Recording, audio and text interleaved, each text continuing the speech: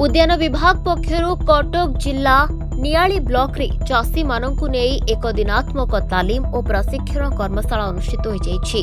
कार्यक्रम रे सहकारी उद्यान अधिकारिणी पुण्यतोया प्रियंवदा अध्यक्षता करथिबा बेले कृषि प्राणी मत्स्य मृत्तिका संरक्षण विभाग अधिकारी माने जोगदे सरकारंकर विभिन्न योजना संपर्क रे कृषक मानकु कृषि पद्धति संपर्क रे तालीम देथिले।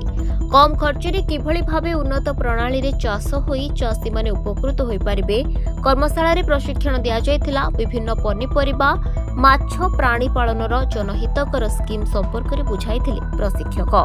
नियाली ब्लॉक अध्यक्ष उमेश बेहेरा, प्राणी चिकित्सक अधिकारी सुनील परेड़ा, सहकारी कृषि अधिकारिणी संध्याराणी दास, मृत्तिका संरक्षण अधिकारिणी सुषमा मिश्र, मत्स्य विभाग अधिकारिणी लता राणी महांती प्रमुख जोग देथिले।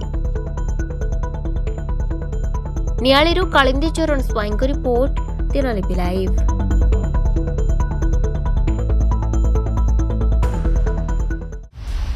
दिनलिपि लाइव को एबे ही लाइक शेयर सब्सक्राइब करंतु।